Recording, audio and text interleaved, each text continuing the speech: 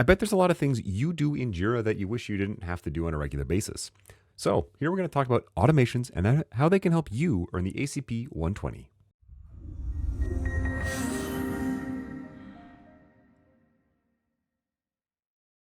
Our recent live study session for the ACP 120 Jira Cloud Admin course covered automations. Now, this is a great tool and feature built into Jira that allows the system to take action on your behalf. Generally, I think of anything where I have to click around a lot in the system to do something as something I might want to automate. Now, for the purposes of the exam, we're going to cover the major parts of an automation, as well as some of the more technical features that you might find useful as an admin. Practically, however, before I ever touch Jira to build an automation, I want to make sure I understand what someone is trying to automate and why. I'll sit down with them and see if we can draw it out on a piece of paper, on a whiteboard, or something like that, so we can truly understand the process we want to automate and what has to happen within it. This is a really important step in planning because it'll help us understand what we need to do once we open Jira.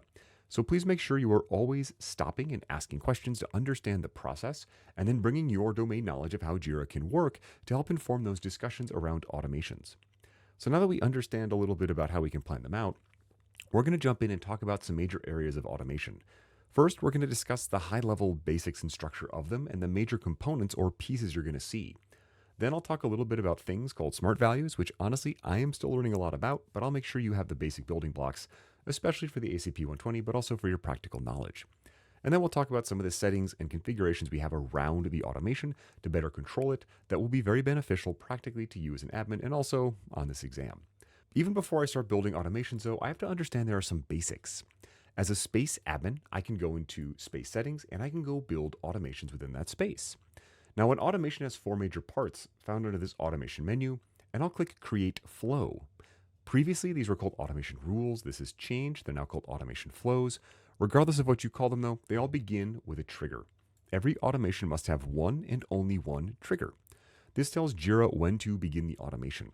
There are many triggers. You do not have to memorize them all. There are some you'll just get to know as you use them more frequently. Things like when a work item is created, or when a sprint is closed, or on a certain schedule. In this example, I'll use when a work item is created, but this is again what signals to Jira, go do something. Now, optionally, a trigger can have its own conditions. We can optionally add a condition to our trigger. Keep this in mind as we talk about conditions and what they do, but essentially these tell the automation flow to stop continuing. For example, I might have a condition in here that takes a look at who the reporter is, and if the reporter is a certain person, to continue or to stop, or if the reporter is empty, to stop and to do something different. In this case though, I'll just leave the trigger as it is. Now that I have my trigger, I'll need to add an action. I'll click the plus, and I have to have at least one action in my automation. It is important to note you can have multiple actions. So if you have a process that requires multiple things to happen, a comment and change a transition and update a field and do something else, that can all happen in one automation. But the simplest automation is going to have one trigger and one action, and that's it. Typically though, our automations have more stuff. I will point out quickly that there are a lot of actions. We as admins don't have to memorize them all. You can search through them, but keep in mind we can do things like pull in Rovo, Atlassian's AI tool, and also do things like log things to the audit log. I'm going to add one of these just so we can demonstrate what it is. And then I'll keep describing the different components. So when we run this automation, we'll see where this log action shows up. I can also optionally add what are called conditions. Conditions allow me to control the flow of the automation flow. Now, keep in mind that if a condition is false, for example, if I say, if the reporter is John and the reporter is not John, the automation will stop processing right here. So this means it will not read any more steps unless the reporter happens to be John. So we want to talk to our team and understand when automation should continue. I will point out there's an if or an if-else branch we can have. This would say if the reporter is John, then do these things, otherwise do all these other things. So we do have some options here in our conditions to control the logical flow of where things go. There's many options in here. We can use things like smart values, which we'll talk about in a moment, user conditions, JQL, if or else, as well as work item field conditions. So for example, if the status is a certain thing, or if the priority is a certain thing. And in this example, I'll use the priority field. So if the priority is critical, then I want it to continue. And maybe I'll add one more action at the end, and I want this action to be comment on the ticket. This is critical. Now there's one other component, or actually two other components we have now. We have branches, which allow the automation to run against related work items. For example, I might have this branch run against all the subtasks. Imagine I have a story with 5 subtasks, and I close the story. This can help close all the subtasks. Or maybe I have an epic, and when all of the children are completed, the parent is then closed out as well. So branches allow the automation to run against related work items, and controls are more advanced. They allow us to have branching with conditions, different branches based on different things, and other criteria to make it a little bit more complex. So keep in mind we have different options to control the flow of our automations. For the purposes of our exam, we're mainly concerned with the trigger, the action, conditions, and branches. So now I have a basic automation. I'm just going to save and enable this. You will have to give it a name. I'll call this comment on critical, and then I can control who can edit it. We'll come back to these options in a little bit, but I'll turn this on, and now this automation is live. Whenever I make a work item that is in critical, I'll see that comment get added. So I'm quickly going to make one.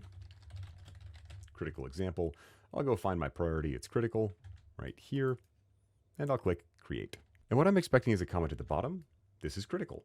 That's exactly what my automation did. From here, I might work with the team to further refine it, but this is how to make a basic automation. Again, it must have one and only one trigger, one or more actions, and optionally conditions and branches. Just a quick break to hear from this video's sponsor. They help me keep the lights on, making great content. They're called ServiceRocket, and they have a program called the Crewmember program that helps people just like you find contract work in the Atlassian community. Take a look at the description down below and let's hear a listen, and we'll get right back to automations in a moment. What excites me most about the Crewmember program and ServiceRocket is that with Atlassian's over 300,000 customers, there's an opportunity for everyone to win and for everyone to have a part of the Atlassian ecosystem. What a Crewmember does is they come in at the times when ServiceRocket needs to either scale up a project or has a specialty expertise that we're needing to help our customers get the most out of their Atlassian software. So they're not just joining a contract or a project, they're actually joining a community of talent that is all focused on being the most reliable partner. Anyone around the world can be part of the Crewmember programs. Think of yourself as part of a community and a movement that is growing the Atlassian ecosystem. So now that we have an automation, we might want to make it a little more flexible. For example, my comment right now just says this is critical. Maybe I want to change this, and instead of just saying this is critical, maybe I want to put someone's name.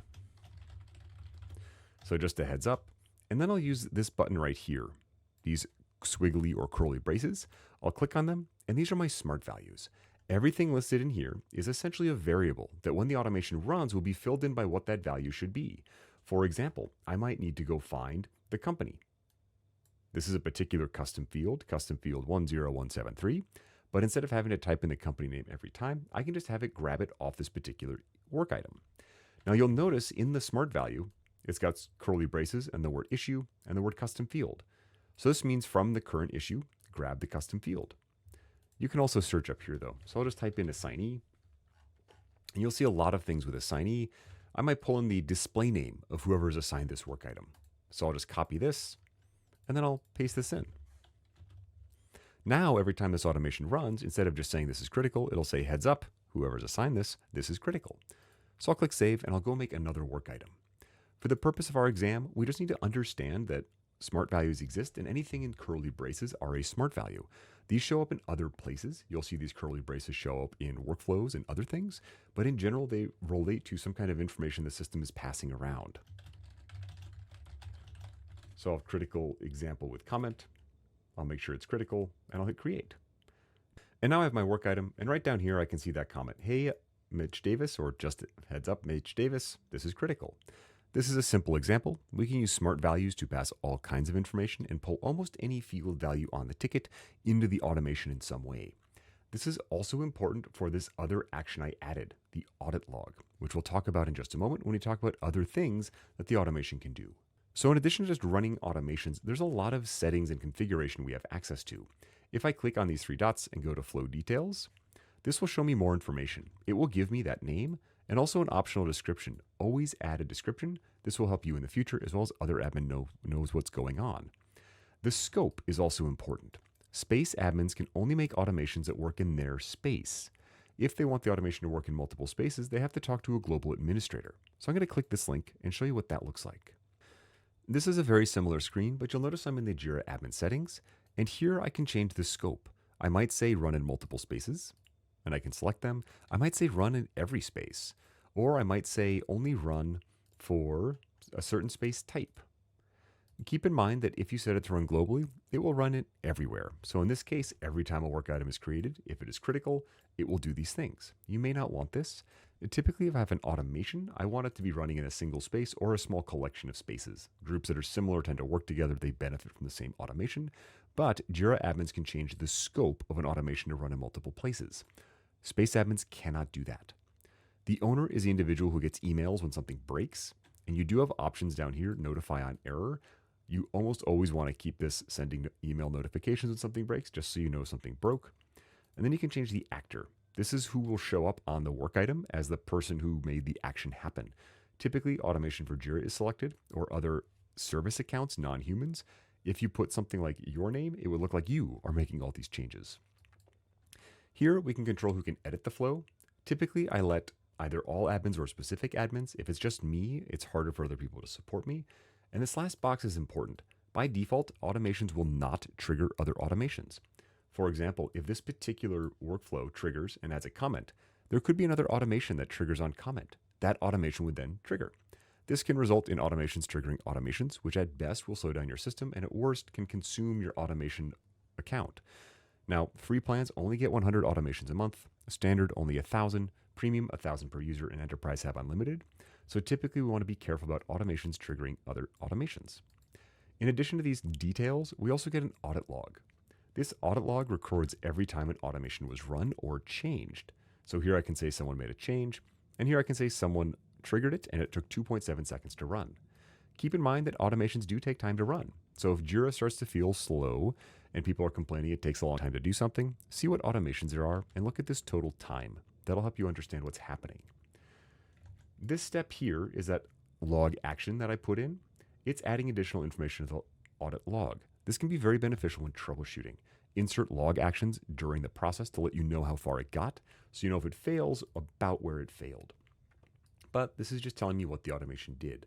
So the audit log is a great resource to help you figure out what's going on in the space or with a particular automation. So those are automations. They are things we can set up for the system to take action on our behalf. Be on the lookout for any time you see your team struggling and clicking a lot or complaining that they have to do the same thing over and over and over. Again, automations are really good at a defined pattern that is the same every time. They don't think or make decisions, they just do exactly what you tell them. In general, look for things that require a lot of clicking. There can be opportunities there. Also, keep in mind that there can be some limitations with automations. You may struggle to automate more complex processes, so definitely reach out and ask for help on the community or other resources. I do also run a Discord and a WhatsApp community, a great place to go to ask for additional help and share information. And there's also a free ACP-120 companion course that I put together that gives you quizzes and labs and other things to help cement your learning with automations and other topics. I am curious though how you use automations. Drop a comment below and just share your experience with them, what's been successful or what's been not successful. It's always good to hear what other people are doing. I do want to thank you for spending time learning with me. I hope you found it useful. Please remember to like and subscribe if you liked it and want to get more information, and I look forward to seeing you in one of these again soon.